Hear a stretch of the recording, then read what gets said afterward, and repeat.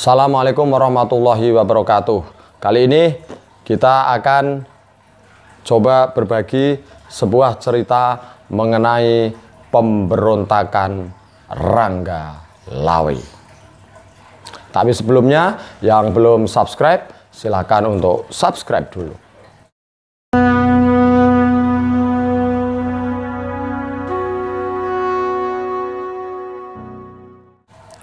Jadi menurut Kidung Ranggalawe dan juga Kidung Wijayakrama disebutkan bahwa Ranggalawe sebagai putra dari Arya Wiraraja menjabat bupati di Sumeneb, Madura. Masih menurut Kidung Ranggalawe dan juga Kidung Wijayakrama, Ranggalawe disebutkan mempunyai dua orang istri, yaitu bernama Martaraga dan juga Tirtawati. Di situ juga disebutkan bahwa Ranggalawe mempunyai seorang putra yang bernama Anjampiani hasil pernikahannya dengan Martaraga. Oh ya, sebelum saya melanjutkan, saya mau memberi masukan dulu bahwa kisah sejarah itu berdasar berbagai sumber. Itu ada di beberapa cerita, misalnya tentang Raden Ronggo, misalnya tentang Arya Penangsang, Sultan Fatah. Itu banyak komentar yang salah, itu versinya tidak begitu. Iya, memang begitu. Jadi kisah biasanya mempunyai beberapa macam versi. Nah, ini yang tolong dipahami gitu ya. Jadi menurut tadi Kidung Ranggalawe dan Kidung Wijayakrama, Ranggalawe sebagai putra dari Arya Wiraraja adalah Bupati Sumeneb. Nah, masih ada dua sumber lagi, yaitu menurut Pararaton dan Harsawijaya. Di situ disebutkan bahwa Arya Wiraraja adalah ayah dari Nambi yang membantu Dyah Wijaya atau Raden Wijaya dalam pembukaan hutan Tarik yang kemudian menjadi Majapahit. Nama Majapahit sendiri diambil karena ditemukan buah maja, buah mojo itu seperti semangka tapi mulus begitu. Kalau dibuka dimakan rasanya pahit, maka jadilah nama Majapahit. Sudah tahu ya. Kemudian, nah di situ. Sementara di Pararaton dan di Harsawijaya disebutkan bahwa Ranggalawe itu adalah pembesar atau panglima dari Singasari yang menjadi patih pertama kerajaan Majapahit. Oh, saya yakin Anda punya versi yang lain yang berbeda-beda. Justru itu bagus. Ya, kalau versinya sama, klop jadi satu lah. Jurusan sejarah buat apa? Alih-alih sejarah terus mau ngapain? Ingatan, ya. Pada tahun 1292, Ranggalawe diperintah oleh Arya Wiraraja untuk membantu Dyah Wijaya dalam pembukaan hutan Tarik yang kelak akan menjadi kerajaan Majapahit. Nama Ranggalawe sendiri adalah nama pemberian dari Dyah Wijaya. Rangga atau Ronggo artinya adalah kesatria, sementara Lawe artinya adalah benang, wenang, atau kekuasaan.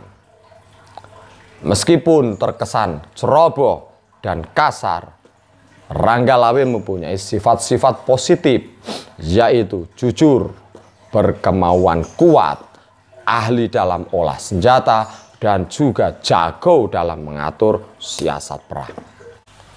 Dalam perang melawan Jayakatwang, Ranggalawe menyediakan 27 ekor kuda dari Sumbawa sebagai kendaraan perang. Di samping itu, Ranggalawe juga menyerang benteng timur kerajaan Kadiri dan berhasil menewaskan pemimpin penguasa benteng tersebut yang bernama Sagara Winotan. Atas berkat jasanya ini, Ranggalawe diberi kekuasaan sebagai Bupati Tuban. Selain itu, Dyah Wijaya juga memberikan jabatan Ranggalawe sebagai seorang pasangguhan Jabatan ini sama dengan jabatan yang diberikan kepada Arya Wiraraja. Tadi disebutkan perang melawan Jayakatwang. Kita tahu itu nanti akan ada video lain yang insya Allah menceritakan perang Jayakatwang. Jayakatwang menyerbu Singosari, Singosari jatuh, Jayakatwang berkuasa sebentar saja. Kemudian ketika sedang mabuk-mabukan, kemudian diserbu oleh Majapahit dengan bantuan dari kerajaan Tiongkok yang Menci dipotong telinganya, kemudian diberi surat itu. Setahu dari Cina itu, Singasari adalah yang dipimpin oleh Jayakatwang atau Jenggala Daha Jenggala. Jadi Raja Wijaya juga mendapat bantuan dari pasukan-pasukannya Menci, pasukan dari Cina itu. Di Kidung Ranggalawe maupun di Pararaton sama-sama menyebutkan bahwa perang saudara pertama di Majapahit terjadi pada tahun 1295, selang 3 tahun sejak pembukaan Hutan Tarik, jadi sebentar. Kenapa Ranggalawe melakukan pemberontakan? Karena Ranggalawe sangat kecewa dengan keputusan dari Sri Rajasa Jayawardhana, gelar yang dipakai oleh Dyah Wijaya ketika menjabat raja pertama Majapahit, yang mengangkat Nambi sebagai Rakian Mahapatih. Menurut Ranggalawe, yang lebih berhak menjabat jabatan dari sebagai Rakian Mahapatih adalah Lembu Sora. Walaupun Lembu Sora sendiri tidak apa-apa dan dia memang menghendaki Nambilah yang layak menjabat sebagai Rakian Mahapatih. Atas desakan Mahapati, Ranggalawe lalu menghadap Sri Rajasa Jayawardhana. Lantaran tidak terpenuhi tuntutannya, Ranggalawe pulang ke Tuban. Selang beberapa hari setelah kepulangan Ranggalawe, Mahapati, pasti penasaran siapa Mahapati ini. Mahapati menghasut Nambi dan mengatakan bahwa Ranggalawe akan melakukan pemberontakan. Lalu Nambi, Lembu Soro, Kebo Anabrang beserta pasukannya menuju ke Tuban dan siap melakukan penyerangan ke Tuban. Arya Wiraraja menangkap akan ada hal buruk yang menimpa putranya Ranggalawe karena kelakuan dari Bupati Tuban tersebut. Arya Wiraraja lalu menemui Ranggalawe. "Ger anakku, sebaiknya engkau niatkan dulu yang baik. Apakah engkau tetap akan membangkang atau setia kepada Sri Kertarajasa Jayawardhana? Aku sebagai ayahmu juga bingung. Seharusnya aku setia kepada Rajasa Jayawardhana, Raja Majapahit yang sah, yang telah memberikan banyak kemuliaan kepada kita. Tapi engkau adalah anakku. Tolong urungkan niatmu dan tetaplah setia kepada Sri Rajasa Jayawardhana." Ranggalawe menjawab, "Maafkan aku Ramanda. Ranggalawe sudah tidak sudi lagi untuk tunduk pada kekuasaan Majapahit dan Sri Kertarajasa Jayawardhana yang sudah berlaku tidak adil itu." Sangat sedih hati Arya Wiraraja.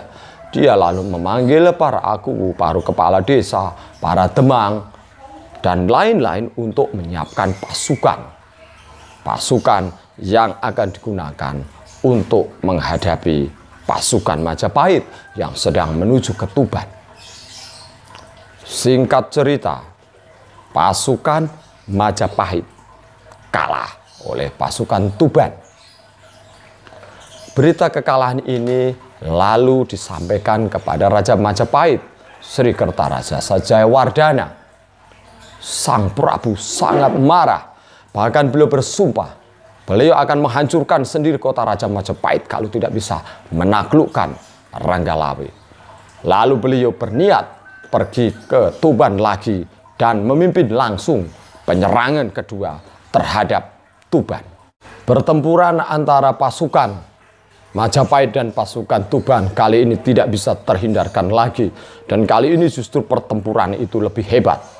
Ranggalawe dikepung dari 3 arah.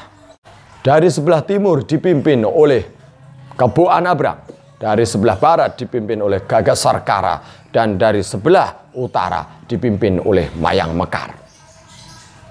Di tengah pertempuran itu, Kebo Anabrang akhirnya bisa berhadapan-hadapan dengan Ranggalawe. Pertempuran berlangsung dengan sangat sengit. Kebo Anabrang hampir saja kalah karena kudanya berhasil dilumpuhkan oleh Ranggalawe. Namun si penunggangnya yaitu Kebo Anabrang berhasil selamat. Pertempuran itu berlangsung di tepi Sungai Tambak Beras. Lama-lama pertempuran terjadi di dalam sungai. Semakin ke tengah, Kebo Anabrang terdesak.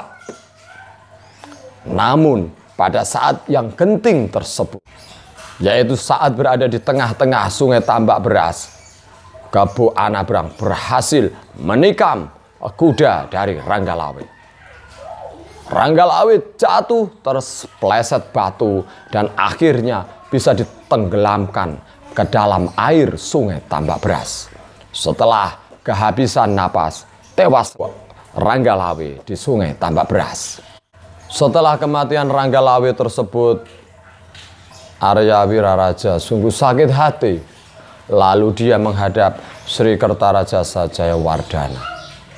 Arya Wiraraja mengundurkan diri dari jabatannya dan menagih janji kepada Dyah Wijaya atau Sri Kertarajasa Jayawardhana untuk membagi kekuasaan Majapahit menjadi 2. Sebelah timur, selatan sampai ke pantai, lalu diberikan kepada Arya Wiraraja dan menjadi negara merdeka yang beribu kota di Lumajang.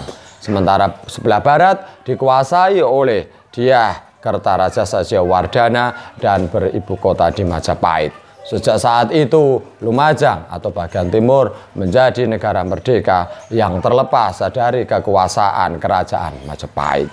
Demikian sedikit cerita mengenai pemberontakan Ranggalawe, awal dan tewasnya Ranggalawe. Silakan berkomentar tentang penampilan saya, tentang sumber ceritanya, tentang versi yang berbeda-beda, dan lain-lain. Nama channel ini adalah Sejarah dan Kisah. Silahkan subscribe, silahkan dibagi, dan silahkan like. Wassalamualaikum warahmatullahi wabarakatuh.